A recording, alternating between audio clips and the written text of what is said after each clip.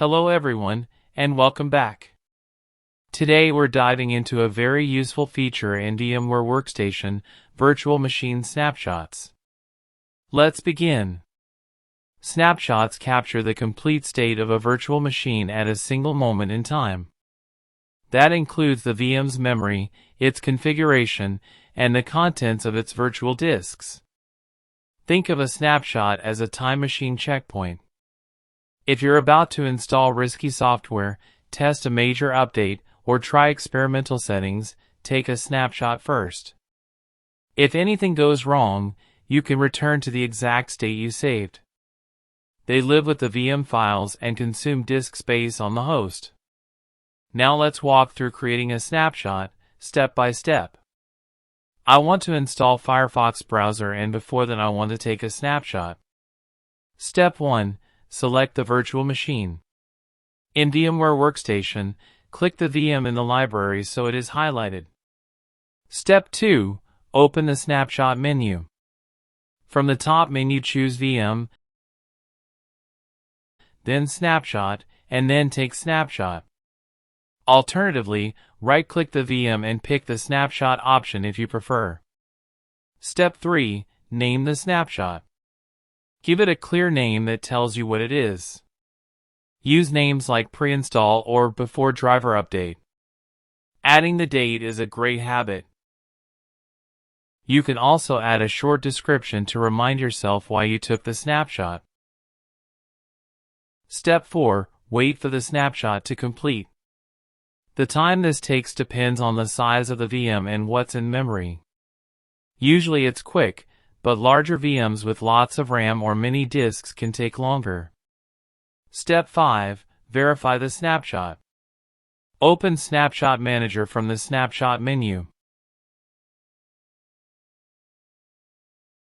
You will see a visual map of snapshots. The item labeled "You are here" shows the current running state of the VM. Now I am installing Firefox. After the installation is complete, let me check it in the installed program list.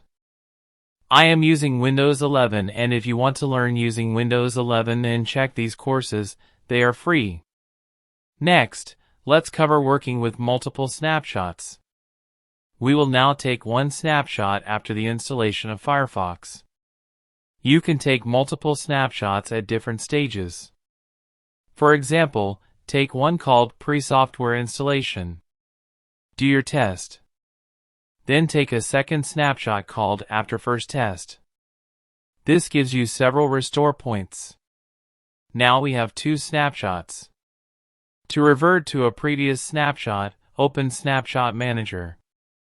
Select the snapshot you want to restore to. VMware will warn you that the current state will be lost. That means any unsaved work or changes made since the snapshot will disappear. Confirm only if you're sure. Now again check the app list and see that Firefox is not there, because it's now in the state before the installation. After the restore completes, Snapshot Manager shows the restored snapshot as the current state. You can still return to newer snapshots if they remain in the tree. Restoring moves the "You are here" marker to the chosen snapshot. Now let's talk about deleting snapshots. If you no longer need a snapshot, delete it from Snapshot Manager. When you delete a snapshot, Workstation merges change back into the base virtual disk. This merging process can take time if many changes occurred while the snapshot existed. Deleting snapshots reclaims host disk space but may cause a noticeable delay while the merge runs. Next, a practical tip about disk usage and naming. Snapshots can use a lot of disk space because they capture the entire state of the VM. Keep snapshots organized and delete ones you no longer need. Store VMs and snapshots on a drive with plenty of free space. Use clear names and dates so you can find the right restore point quickly. Now let's visit VM settings for advanced snapshot options. Open the VM settings and go to the Options tab. There is a snapshot section with a few settings you should know about. The default action on shutdown is usually to just power off and not touch snapshots. You can change that behavior. Options include automatically reverting to a snapshot on power off, taking a new snapshot every time the VM powers off, or asking you what to do each time. If your VM has more than one virtual disk and you want one disk to remain unaffected by snapshots, you can set that disk to independent mode.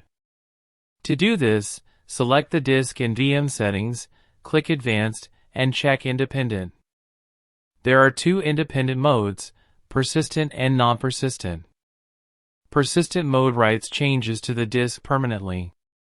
Non-persistent mode discards changes when the VM powers off. Non-persistent is useful for test machines that must return to a clean state on each restart. Next, let's cover Auto Protect Snapshots, automatic snapshotting that runs while the VM is powered on.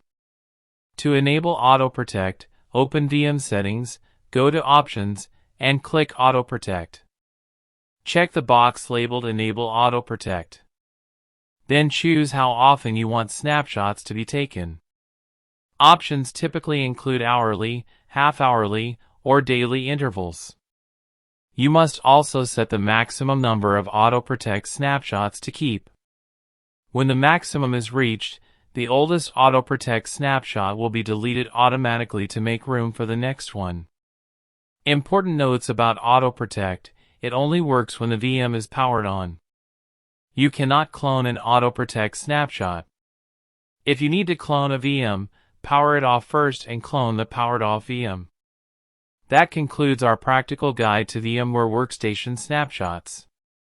If this walkthrough helped, press like, subscribe, and share. In the next video, we'll look at cloning virtual machines and how clones differ from snapshots. Thanks for watching, and I'll see you in the next tutorial.